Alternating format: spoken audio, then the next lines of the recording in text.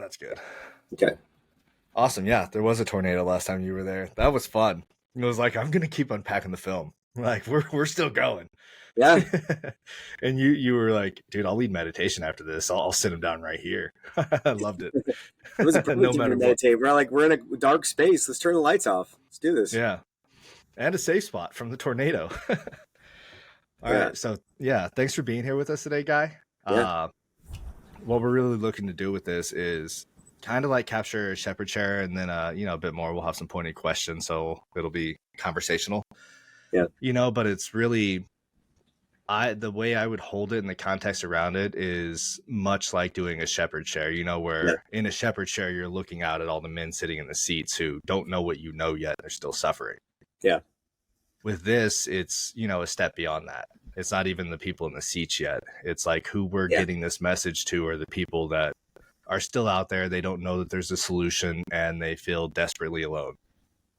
And that's who we're trying to reach with this. Is those veterans that are still suffering and those first responders as well. Yep.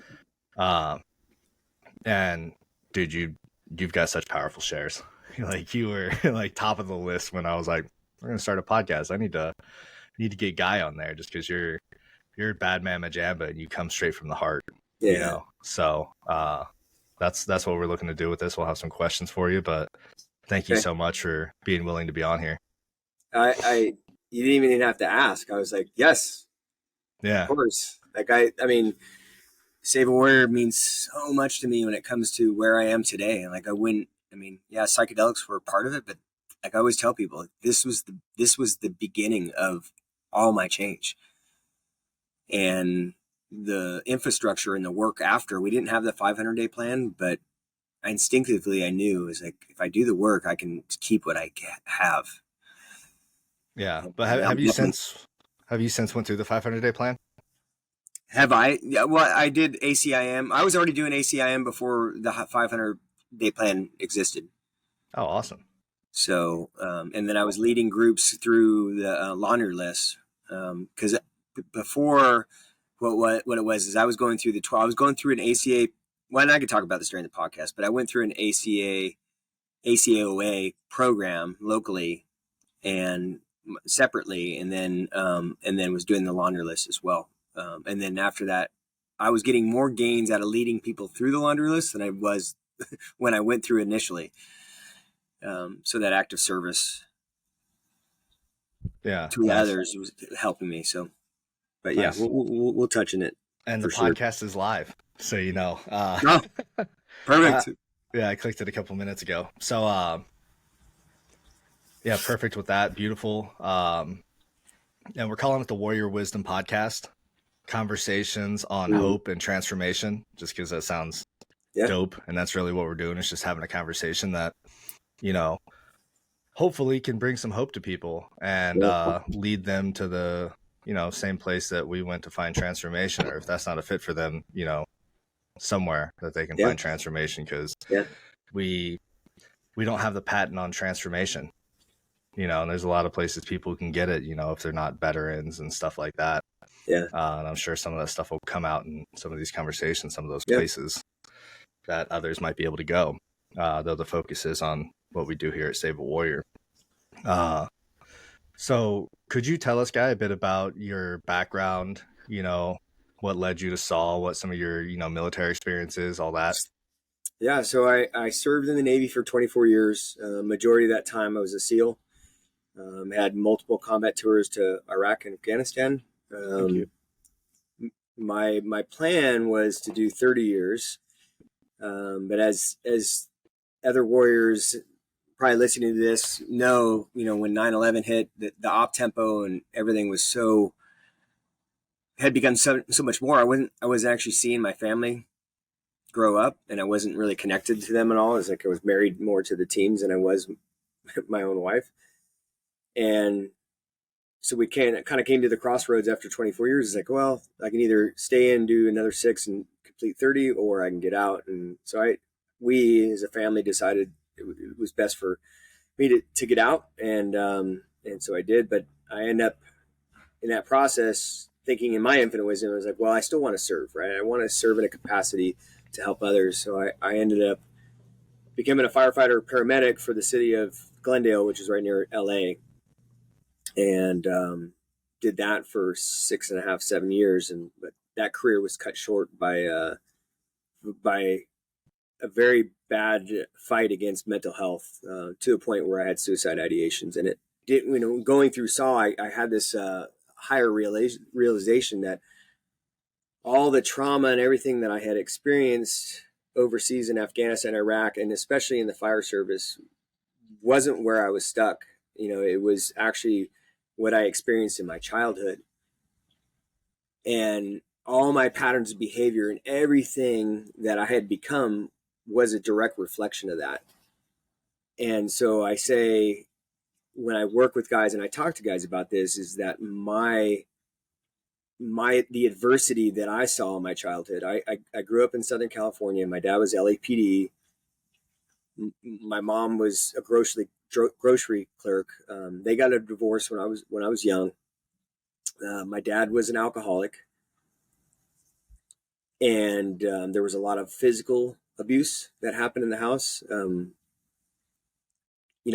I can remember very distinctively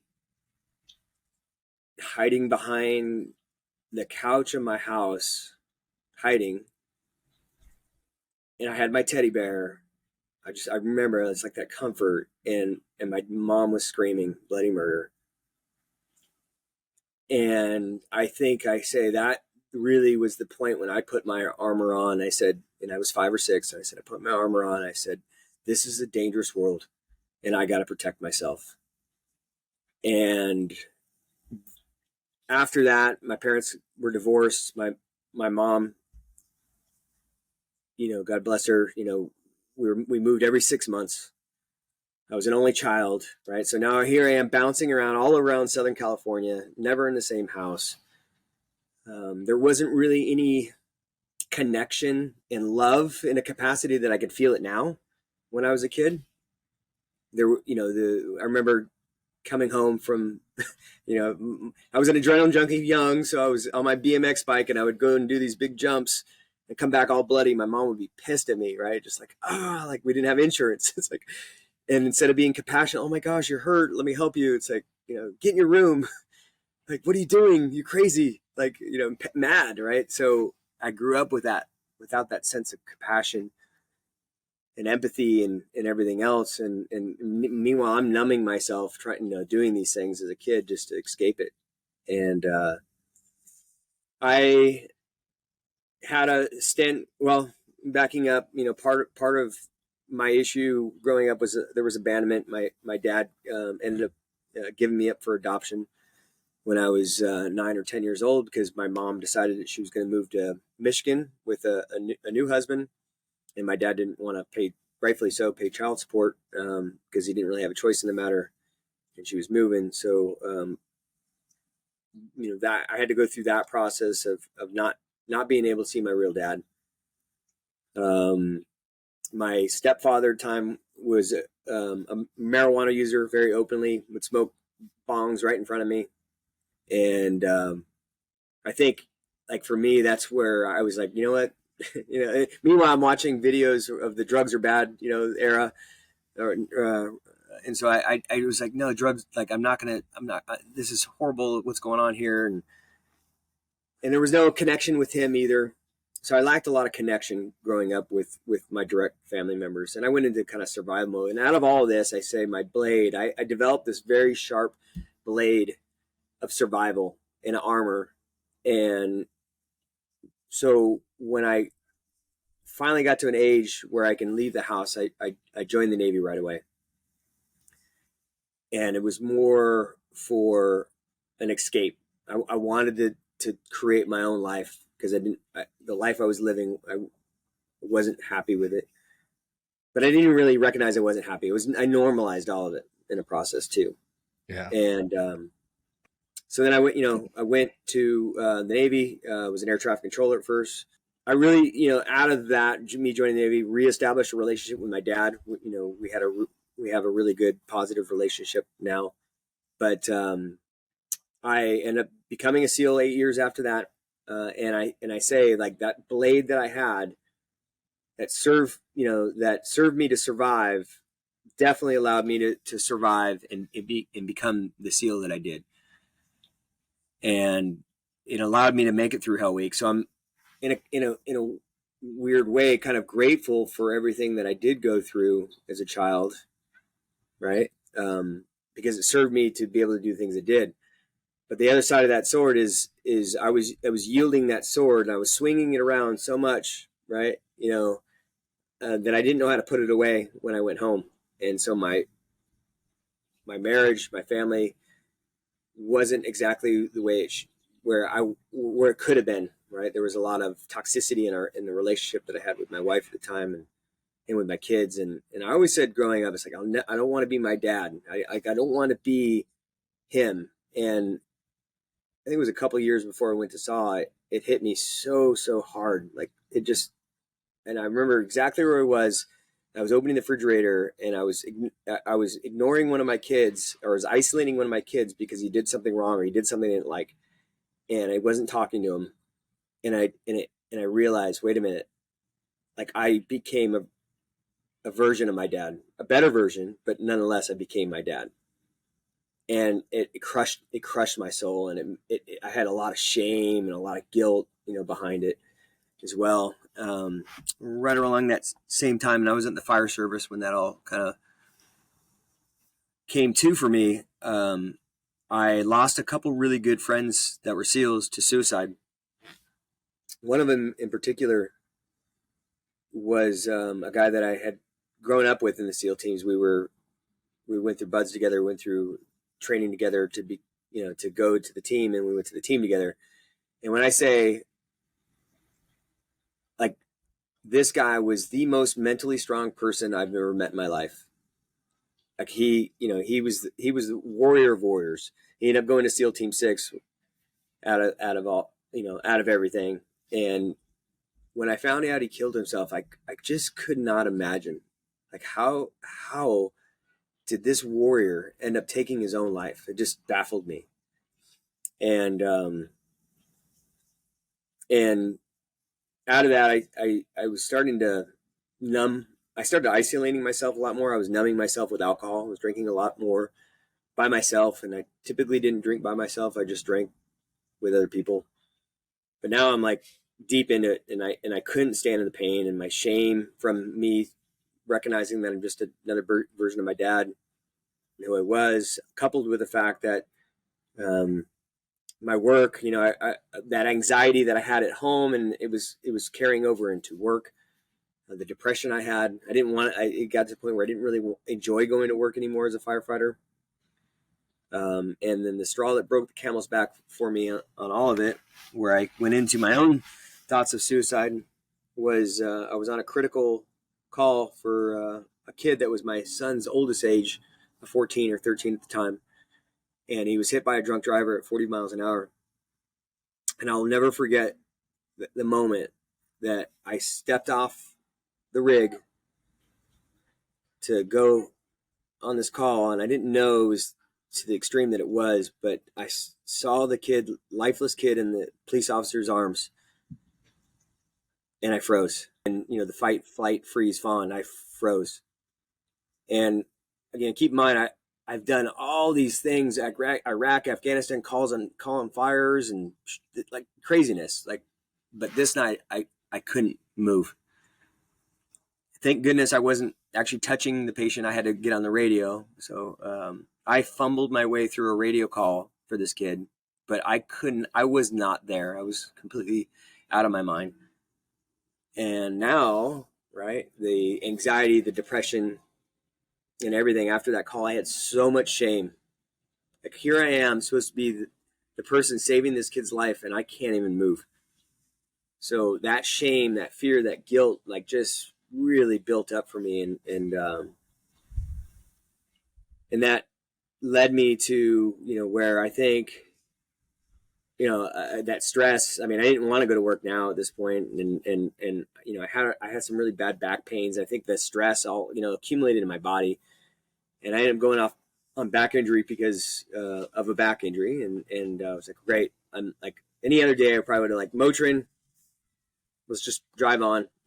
the 800 milligrams of Motrin the military gives you, it's been serving me so long. Just keep on going. You're good. Just drink water and you're good. Just drink lots of water, a little bit of food, Motrin, to chew it up if you need to. Yeah. So I didn't. I said, you know what, I'm going to take this time off and reset myself. And now I'm all by myself. I'm in bed because my back hurts. I'm on high dose steroids for my back.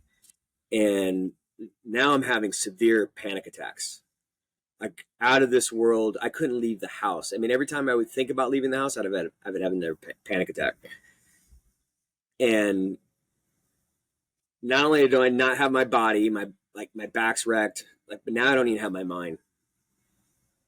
And I just really, like, the day where I'm sitting on the edge of my bed and I see my bottle of Xanax and I'm like, I can do this. I mean, I had this fear of like, well, what if I'm not successful? Right. Too. It's like this weird space. But at that same moment, my buddy who committed suicide, he was right there with me at that moment. And I felt his energy and I heard his words, and it's like, do you get it now? And I'm like, so thankful that he was there with me at that moment. Right. Because he saved my life. He took his own life, but at that moment he saved my life. And so we had a Save a Warrior person come to the fire station not too long before that. And there's no accidents in the universe. And they who tried was to that? teach me. It was Matt. Okay, and could you stay seated back a bit too? Because it gets really loud. I think it takes the audio off when you lean forwards. Thank you. Yeah. Matt. Fiorenza. Yeah, Matty Fiorenza. Nice. Yeah. So he shared his story. It was very vulnerable, and then he taught us meditation. And, it was like, I was like, this is crazy. It was like, I'm never going to be able to meditate. This is insanity, right? But for whatever reason, that his story, the fact that they came, and actually one of my fire captains recommended it to me also when I was having these panics. Because I was open to him about my panic attack. So he recommended I went. So I signed up for Save a Warrior right after that incident. Yeah. So that's the journey that got me into the seed of Save a Warrior, essentially. It was long. Awesome. Yeah. Thank you for sharing that. That was powerful. Where'd you go through at? Was it in California when you went through? California, yeah. Mm-hmm. Was it Brandeis or the Camp Hess Kramer? It was the Jewish Center. I don't know what name it was in Simi Valley. Okay, both of those were at Jewish facilities. Oh, they were? Okay. Yeah. Yeah. So Simi Valley, Brandeis Bardeen, beautiful location there. Yeah, and it was 097, so it was a little bit longer of a course, and I had Brad Gallup that was leading it. Nice. Yeah, Brad leads powerful cohorts.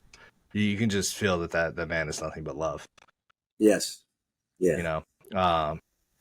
And I know he's continued being a mentor to you, hasn't he? For me. Absolutely.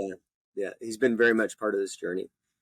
Yeah. What were some of the big strucks that you had, the big ticket items that really just blew the lid off and gave you some aha moments during your cohort? Yeah, I think I would say, and I tell people this all the time, is the biggest part of why I got so much out of it, I believe, is that they Save a Warrior, you guys set this container, right? And this container is tight, right? And in this container, I felt safe. And not only did I feel safe, but I actually felt loved. Like there was this weird, just like I felt like, okay, like I can now actually tell my story. I can actually be vulnerable. And at the time we watched the Brene Brown video about vulnerability. Power of vulnerability. Yeah. And I always thought vulnerability is weakness and crying. Like men don't cry. It's like, no, but I knew it's like instinctively, it's like I can actually say everything. I can get this off. And so I think that was the first thing when I was able to, I had my baseball in my hand. I was so nervous. I mean, I thought the threads were going to come off that ball. I was so spooled up, but at the same time, I knew I was held. And it wasn't necessarily the men in the seat. I trusted that they were going to keep my story tight, but it was the men that were leading it, in the shepherds, and I just felt like this is the right place, and going through that process of releasing that, I felt so much lighter, and I was crying, I was sobbing, it was all of it, and I was like, oh my gosh, it was as though that weight of the armor I had on when I was 5 years old, I finally was able to just let go of it at that moment. And so it was like that was the first moment. And I think that at that point, my sight was different, right? I was seeing things a little bit different. So now we have these, we're going through these triangles, and we're going through this, like, I'm going through this, they are going through this explanation of why I was stuck in the first place. Right. And it was like light bulb after light bulb. I'm like, holy crap. Like it wasn't Afghanistan, Iraq. It wasn't the 14-year-old kid that was struck. It was my childhood where I was stuck. And I was holding it all, everything that I had become, all the stuff that I had done as an adult was a direct reflection of what I had experienced in my own childhood. And just having that ability and the awareness to know that, like, just it opened me up again. It's like, oh my gosh, I'm more light. I'm even lighter. Like I know why I was stuck, because before I didn't realize. I thought it was Iraq, and I thought it was Afghanistan, but it wasn't. Like, it was just even all everything, the sword and the armor and everything I did to protect myself, to survive what I thought was a very dangerous world. The patterns of behavior that I did was a defense mechanism. It was part of my DNA now at the time. And so now going through this process of understanding, right? And then another big part of that was really having an understanding is that, like, this wasn't my parents' fault either. And really just truly forgiving them in a sense. And it wasn't right away that I forgave them, but I understood. It's like, wait, if I went through this, I wonder what my mom went through. I wonder what my dad went through. And so to then later on be able to have that unfold, and not, not even have a need to forgive them, but ask for them to forgive me, because, like, I made them wrong for being human beings, and they were doing the best they could, type thing, right? And that was later, but just the start of it was sitting in the seat and having that higher knowledge. And Brad kind of jokes about, like, I was leaned in. I was so leaned in. It was like, wait, I'm getting free. Finally. I'm getting freed up from my pain, freed up from my suffering. And the more I listened to it, the more I leaned in. It's like, this is it. This is the answer. Everyone needs to go here. Please, I'll tell the story about that later. But yeah. So then the last one was the walking meditation. and I'll tell this story. This is a good one. We did it twice back in 097. It's done once now, and it's still very powerful, right? The idea of walking meditation is to just, with your eyes open, be able to fully experience, like, everything around you. And when I walked through the first time, I was it was really telling of who I was, right? I got into this labyrinth. And I was analyzing. I couldn't understand. I was like, this is really weird. It goes in, it goes out, it goes, like, turn. Like, how does this work? And I was so focused on the path that I didn't even pay attention to anything around me. And so we got into the center, and I did let go of, the symbolized. I let go of my armor. I was able to, put my sword down, my bloody sword that I thought was serving me so so well in my life. So I gained that, and we all, huddled up in the center, and then we walked out, and so that was the first time.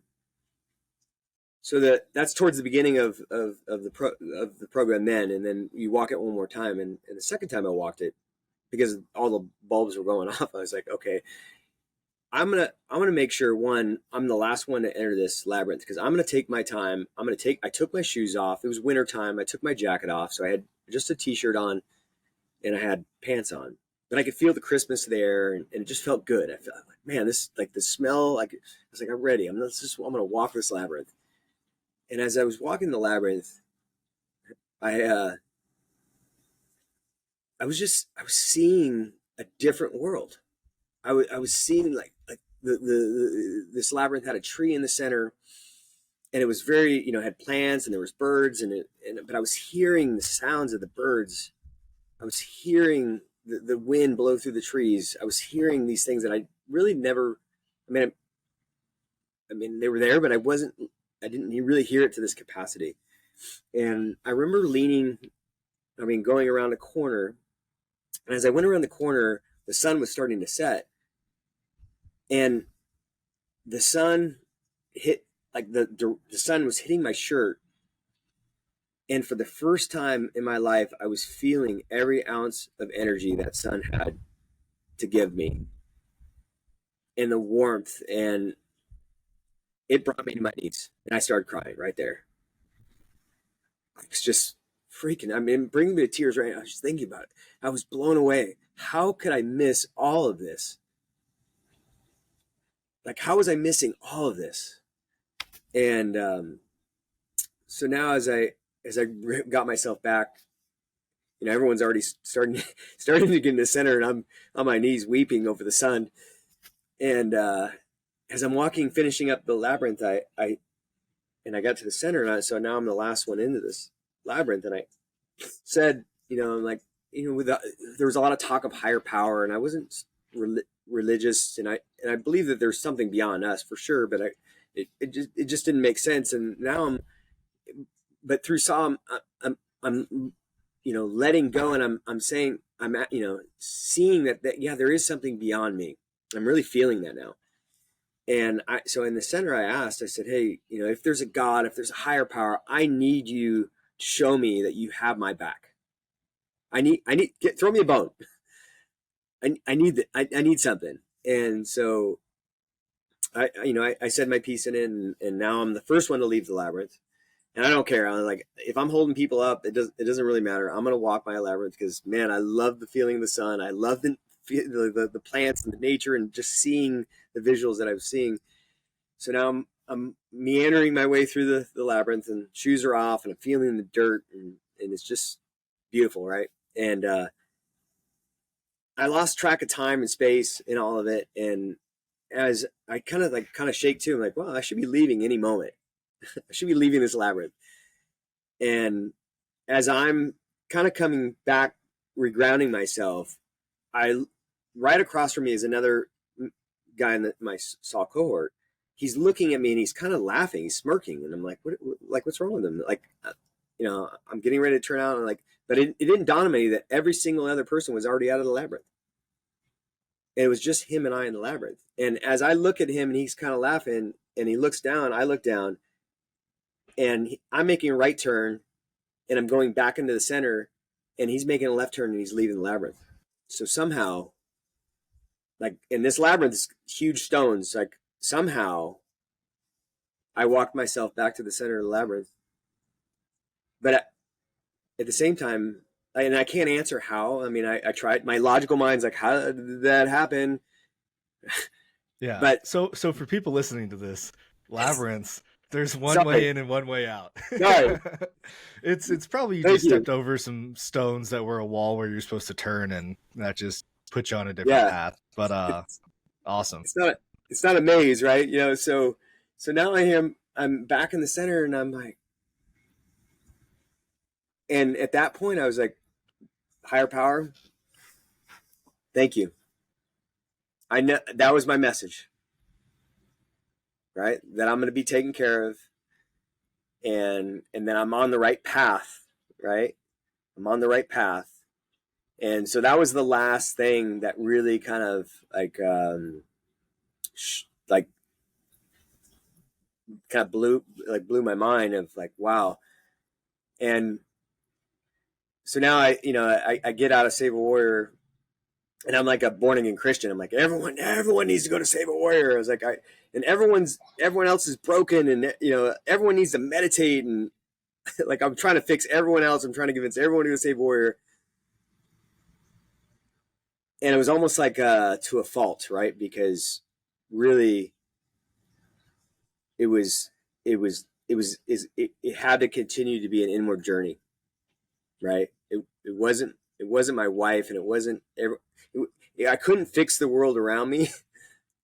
Like by sending everyone to Save Warrior, I had to continue to lean into my own work. So yeah, that's Save Warrior for me in a nutshell. But I always tell people that those 3 or 4 days, the 4 days, were the most powerful thing I probably ever been through in my life, and I've done a lot of really special things, and I have so much gratitude for what you guys are doing, and it's just getting better, right? Because I've been back for to be a shepherd, and it's just getting better. That idea of like I want other people to feel how I feel. Yeah. Yeah, same. And there was so much to what you were just sharing. So many big moments there. Even the kind of getting lost in the labyrinth and winding up back in the center, and like you're asking for a sign, and maybe the sign's like, I'm always going to guide you back home, back to center. Yeah, I got you, Pimpy. I know, right? But yeah. Yes, so many amazing things with it. Like when I first went to Save a Warrior, I was a little like judgy, seeing all these dudes hug each other and everything. But what I had from the first moment I interacted with Saul, when I applied, it was before we had people scheduling calls and all that with the softwares. And it was probably like 2, 3 in the morning. And Brian Haggerty reached out to me in the middle of the night just to make sure I was safe. Because I unloaded on that application. And then I had my rostering call, and it was, holy shit, somebody actually cares. Like I got that he actually cared. Yeah. You said you felt the love. My language is a little different. I could tell everyone there gave a shit. Yeah. It was like, wow, these people give a shit. Like they're not trying to get anything from me. It doesn't seem like they're trying to pull the wool over my eyes. They just want me to get access to what they have. Yeah. And that landed on me, and it took a little while. I kept reverting back to like, this isn't it. Because I'd done that my whole life. But the more I learned and the more I let go during it all, the more all the analogies they made sense. They're like, this is the time to throw your aces. Be all in with your healing, Don't hold back the pocket aces, like Texas Hold'em that you've had your whole life, but throw your aces. Play the beautiful hand that you've been dealt and have it that way. And everything I'd ever been to in my life, even other personal development programs before Saul, I held back. It's like at a certain point, it's like, this ain't it. And I just decided that like, this ain't going to work for me. This isn't going to be the thing. Every time I was in therapy and just going through all that, trying to heal myself, it was always, this isn't it. Yeah. And then finally at a certain point, it was like, this is it. I'm going to throw my aces and be all in with this. And all I could think of from that point after is like, I'm going to keep doing all this work so I can help another through it. Yeah. And it shifted everything in my life. I was like, what better purpose could I have than to help other people that were suffering like I did? And you've been able to have that opportunity, I know, in several different ways, but what was it like for you going back to Saw and shepherding? Yeah, so I've been back 2 times now, and both times have been, I mean, I think it's so much, it was empowering, right? It's and because I'm seeing these men, right? I mean, you can see it in their faces. I could see that they're suffering. And I mean, it's, and to be able to serve in a higher capacity, like you're saying, it's like, that act of service to them to help them feel safe. to help them have that realization too, that, yeah, I'm supported. This is where I can let my aces out. And especially as a shepherd, I mean, there's a lot of, I mean, the guys up on the seat, the guys on the red X that are delivering, you know, they're a huge part of it, but their shepherds are also a huge part of it. And having to be you know, supporting and serving. And it's all about supporting and serving and letting guys know that you are held, you're taken care of no matter what. And in the act of giving, it's like, you guys say, and it's so true. It's like, I don't continue to get mine until you get yours. And there's so much truth to that, because the more I do work with men to create a space and for them to be able to express vulnerability, and where I'm not going to weaponize, you can say whatever you want. I'm not going to weaponize it against you. I'm only going to return it in a form of love. Yeah. And be there for you. And probably me too, right? Yeah. Me too, bud. I was there. And so to go back to do that in a higher capacity is just, it's incredible. It's just, I don't know how else to put it. Yeah, it's a completely different game from the other side of the seats. Yeah. You know, my first time shepherding was actually for Maddie Fiorenza's cohort. Oh, wow. That was about a year after I went through, because I saw the thing, you got to wait 12 months to apply to be a shepherd. So like right as soon as that day hit, I'm like, I'm applying. Yeah. And they got me in rather quickly to go and shepherd. And it was so powerful, like being there, not for myself. And it's like, I was able to absorb so much more, and I got so much more, and I got a ton of healing too, but I was there for them to get in and just, you know, pull the trash, do whatever I could to keep the space really clean, and, you know, make sure the guys are getting to bed instead of, you know, staying up joking too late into the night and all that. But just watching other men transform and get complete with their past is, it's ineffable. Being able to see that happen, because at times I can actually see the transformation on their faces.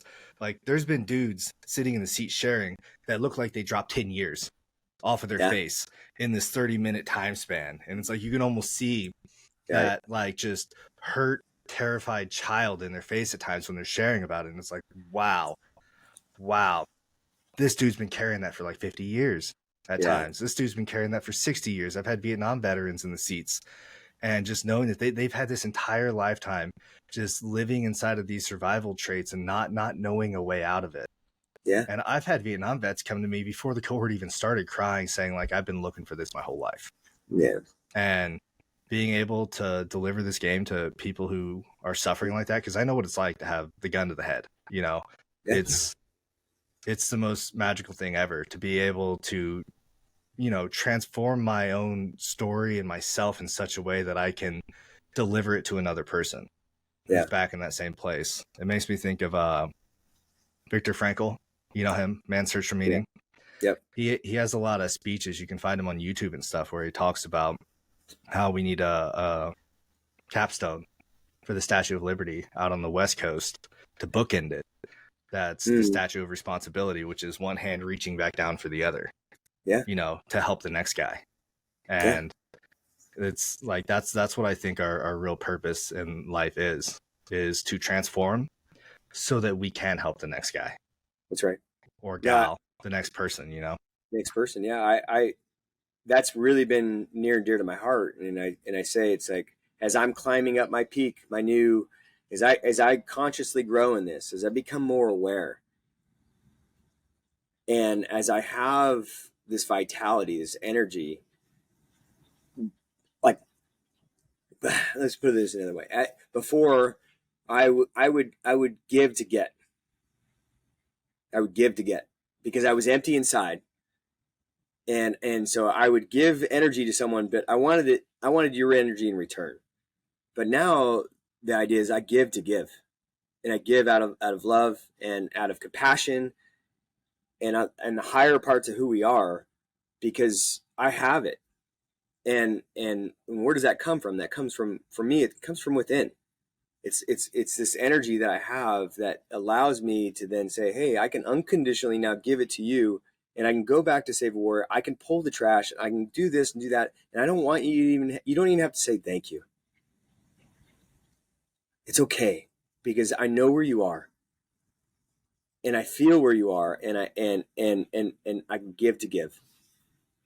And that's where I think the idea of service is that higher form of awareness and consciousness. Because, right, you guys both know it's like all I want to do is give it away.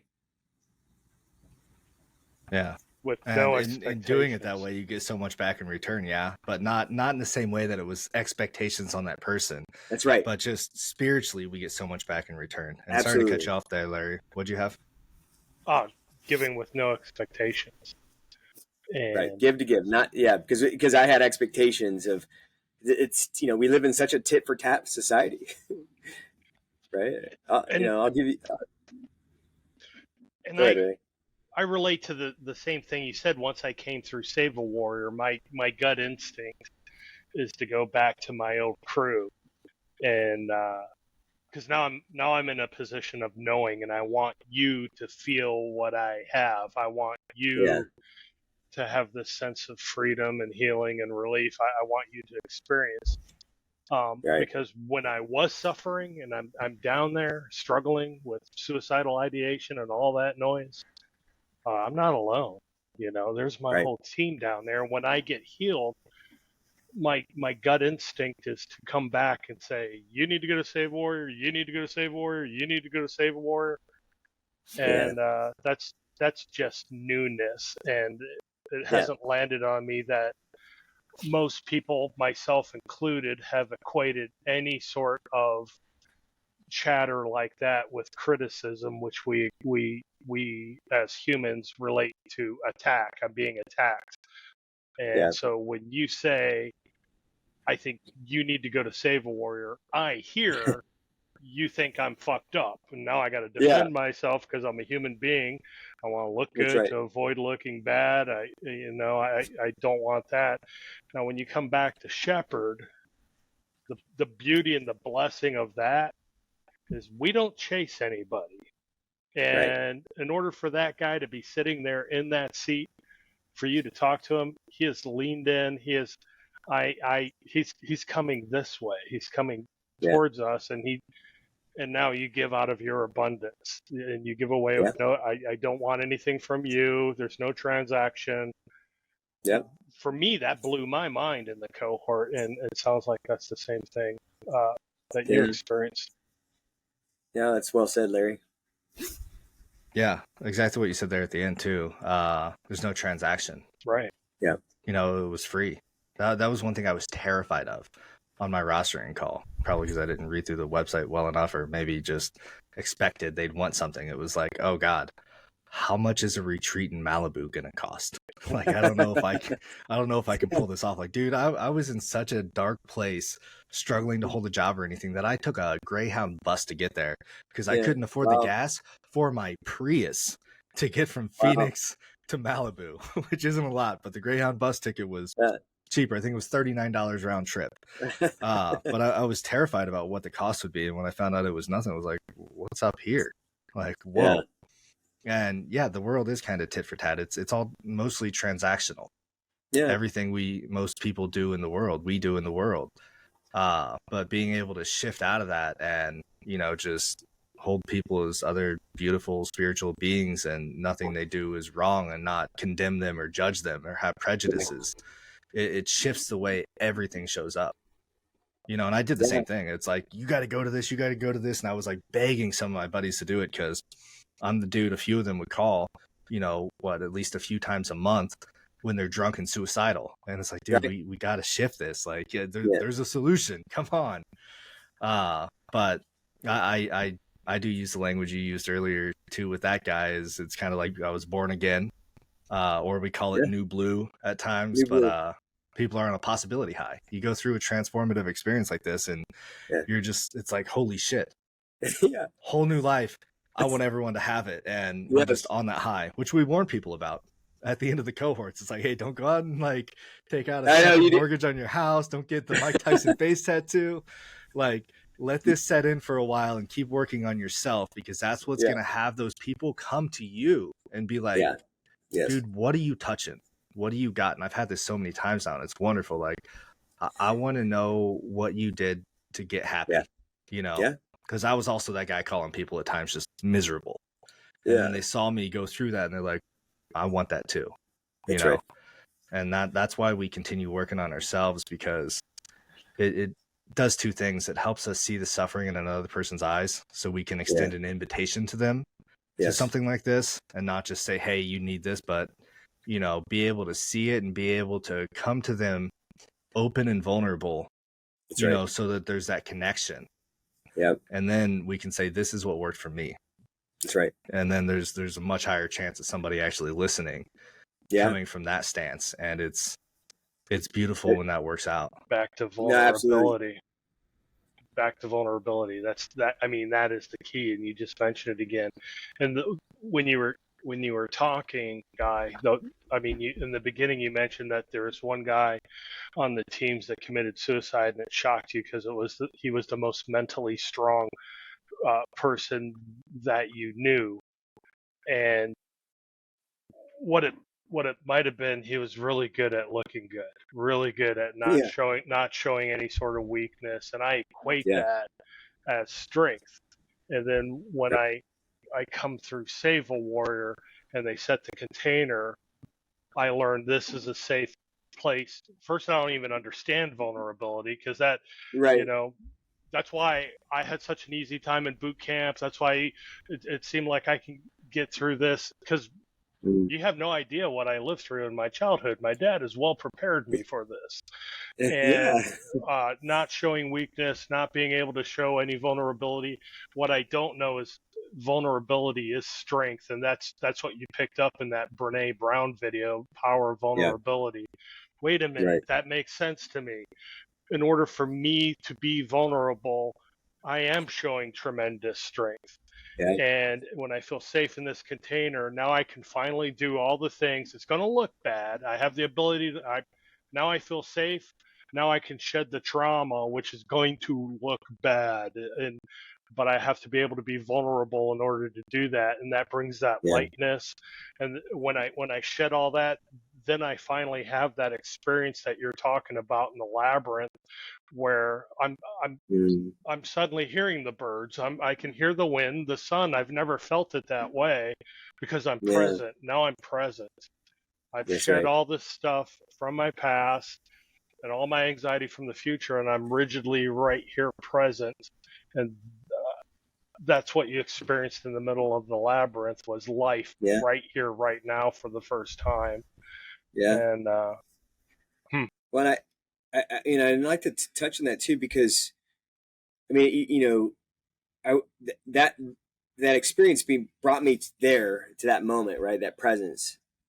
When I left Save a Warrior, and learning warrior meditation was a pivotal part of me keeping that.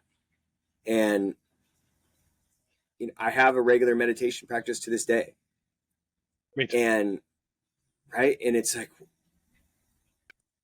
I say now, for me, it's like, how do I get presence? Because every time I have a thought, it's either in the past or it's in the future.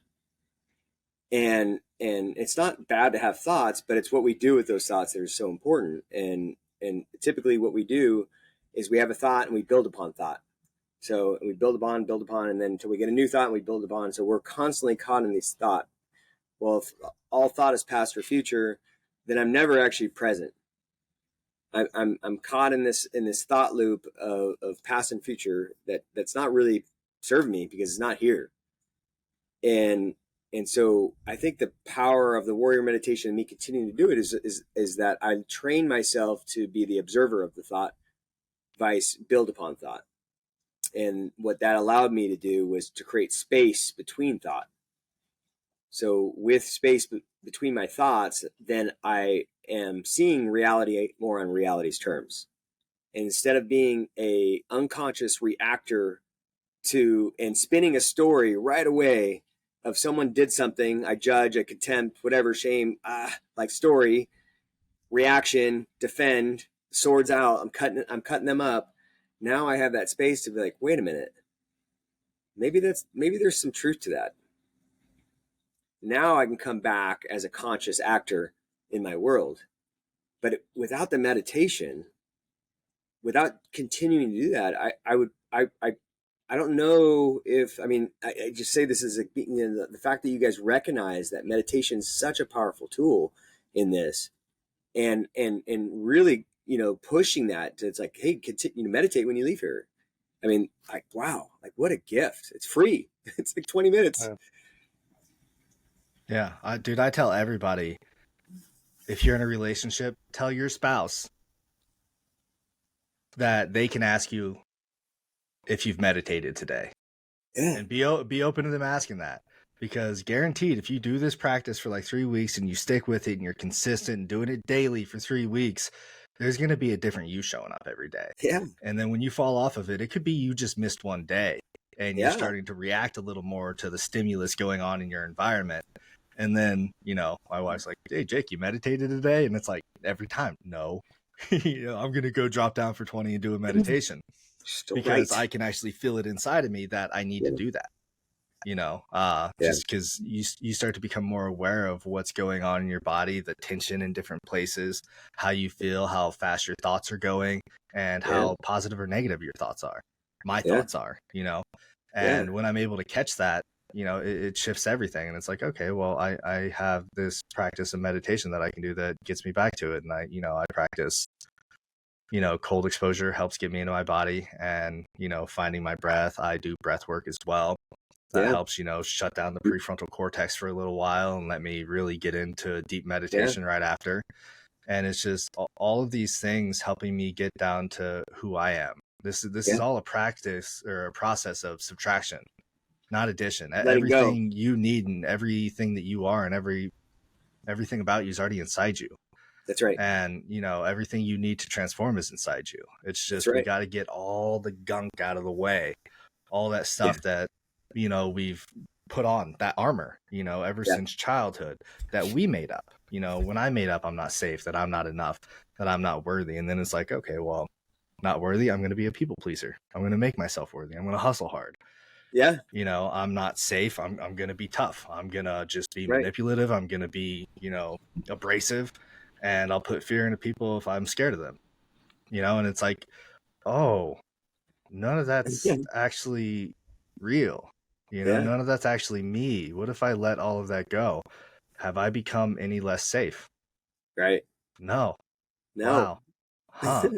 Is life a little better when I don't feel like I'm not safe all the time? When you're not living by the childhood survival traits. Yeah. Well, and I equate it like this too. It's like, we're energy beings. We're made, it's all energy, but it's all energy for us. And if I'm wasting my energy on reacting to things that, like, I can't even control anyways, and I'm anxious, and all these things that go into play because I'm not mindful, because I'm not doing any practice in this, and I'm caught in thought and I'm spinning out of control, then that energy is just wasted. Where now that energy I'm holding tight, I'm like, wait a minute, I don't have to react to this right now. I can settle. I can then consciously act. I'm not hitting my adrenaline, my cortisol, and now life plays out a little bit differently. And guess what? Like, if it hits me now, if it really, really hits me, if someone says something to me that is like, and it hurts, then I recognize that there's probably truth. There's this truth that, like, oh my gosh, because it doesn't hurt if it's not true. If it's just like, someone says like that's not true. It's like, I don't. But now this is an opportunity, instead of me reacting, and now it's an opportunity to learn. It's really an opportunity for me to learn of, like, maybe you are selfish, or maybe you are this, maybe whatever it is that's said, and to reflect. And, for me, my practice has been journaling. I was so resistant to journaling. I'm not going to journal, but it kept on coming up. And now I journal the gratitude every day. I get up, I meditate, I journal the gratitude, I journal the reflections. I just had an incident with my wife yesterday. She found a button and she pushed it, and I reacted. I'm like, crap. Like, why did I react? Like, I'm doing all this work and I reacted, and that's okay because we're human. That's part of being human. But she found a button that some part of me that was still exposed. And she, like our wives, man, they know, right? And so when I tell guys, like, wait a minute, you just got to find, you have to identify, you have the button, not her. You have the perspective. And if you're not aware, if you're not creating space between thought, if you're not doing your practice, then you're never going to learn what she's actually trying to tell you, because you're caught in your own manager mind and you're just like, it's like, she's wrong, bitch, whatever. You caught yourself reacting because you meditate. You were able to catch yourself. And that's why I say there's a lot of really good people in prison that if they just had a moment to catch themselves reacting, notice, oh, that's me identifying with a thought. That's me identifying with some feelings, some adrenaline, and I catch myself, stop.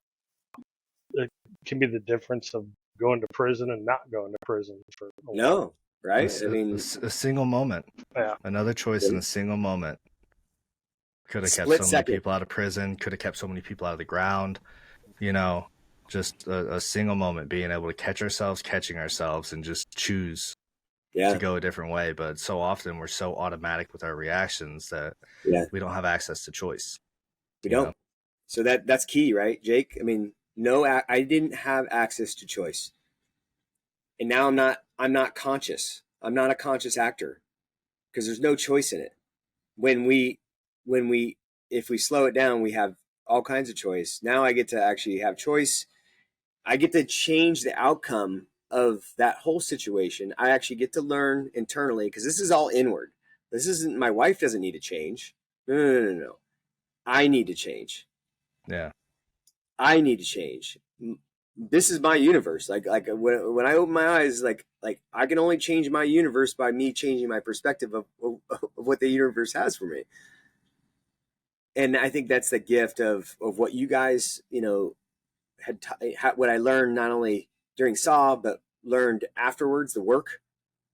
I mean, which I can't express enough how important, because why am I where I am now? And I'm a toddler. I was an infant a year ago. Now I'm a toddler. I'm running around, right? And I'm still stepping on myself and I'm tripping, but I'm short. So it's an easy fall. I get back up. I'm like, how a toddler gets up. They just get back up. They're good.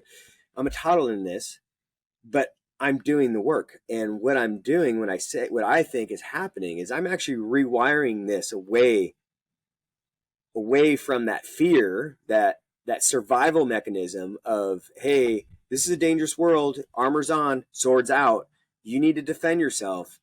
Now, through, by spending the time, the years, I'm 3 years removed from, actually 3.5 years now removed from Save a Warrior, I'm putting together a whole new schematic of wiring in my brain to see the world in a different way. Yeah. But that's the work. Like the laundry list workbook, when you really look, I mean, I was 12 out of the 14 traits. How am I going to change my pattern of behavior if I don't even know what my pattern of behavior is? Right? That's genius, right? The fact that you guys switched the laundry list workbook, because now I'm like, oh yeah, people pleaser through and through. Through and through. Let me say this. So like the fear of abandonment that all humans are born with because we're herd animals, either it dissipates if we're raised in loving homes, or it gets strengthened if we're not. And then we develop the laundry list survival traits. And now I'm just reacting to things. As you said, I'm reacting. And they say it right here in the book. You go through this book, I become an actor rather than a reactor. I'm actually getting control of my life back. Yeah. And I think that's what you've described there with yourself. And you said you were doing that before you even came in. So. Well, no, I mean, I did that right after Saul. And we didn't have the 500-day plan. We didn't have the 500-day plan, and but I mean, I just knew. It's like after I started doing the work, and it was just getting better incrementally. It was just getting better and better. All right. And so I just thought I'd really try to, champion guys continuing to do the work, because no matter what your transformational experience is, if you don't do the work afterwards, this biocomputer is going to rewire itself back to where it was. And it's going to be just this, like, this is my opinion. It's going to be, you'll have that experience and you'll have that to lean on, but you're not going to have that whole breath. I mean, it's what I think for me is, like, I wasn't suicidal anymore. Like, I left Save a Warrior and I had my life back. Like, I wasn't wanting to end my life. But what kept me from not wanting to end my life was the work. It was staying in it. And then on top of that, it was serving other men as well. So yeah, my work was done. I did my laundry list workbook. Great. What do I do now? Well, you know what? I'm going to lead a group afterwards. I'm going to continue to do this. Nice. And in doing so, it's like, wait a minute. As I start going through the laundry list workbook more, because it's broken down into 4 sections, I was actually filling out more information the second and third time than I did the first time, because I was seeing it differently. I was being honest with myself. I still wasn't honest with myself. I was still people pleasing. Yep. Me too. And again, this thing doesn't just, there is no magic easy button. And that brings up the whole, and I have nothing against psychedelics. I experienced psychedelics myself, but people are thinking this is the easy button. I'm just going to hit the button. I'm going to come back. I'm going to do my ayahuasca trip. I'm going to come back from Peru and I'm going to be freaking saved. That's it. I don't have to do any work. Good. And I think, again, my transformation, my powerful, like, I had 2 shifts in it, but the power was like the transformational experience through Save a Warrior, and the fact that I kept going back to it and doing the work that really just continued to grow my where I am today. So thank you guys. Thank you, Guy, for all that you've done. Thank you for placing the needs of others ahead of your own and serving this country, and then coming back for others here at Save a Warrior. Thank you for all of that. The guys are, and serving in your community as a firefighter. Correct. You're a blessed. You've lived a whole life of service. Yeah, I think the active service and what I get to do now for veterans and first responders is just as important, if not more important, than what I did as a SEAL. I really do believe that. And I feel, I just, again, that it looks like I drink 5 cups of coffee. I actually I stopped drinking coffee because it was just too much. I had too much energy. So now I'm drinking decaf, which has a little bit of caffeine, which is perfect, because I like my ritual coffee in the morning. Like, that's part of my after meditation coffee journaling. But that energy, the life force, the vitality that I have, anxiousness is not even, I can't even imagine being anxious right now. The depression, things are going to happen that aren't comfortable. I'm okay. Like, if I have to know, if I'm going another direction, and I think the key was, and Brad said it so eloquently, is expect nothing, gain everything. Expect nothing and gain everything.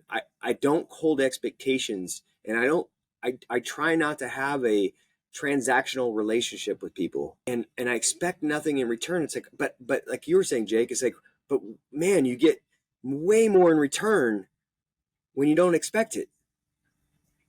And it's abundance. It's just, I mean, I can go on and really, it's like, again, it goes back to that. Like, I want others to feel this. Like, I know you guys too. It's like everyone needs to feel what it feels like to be alive and awake.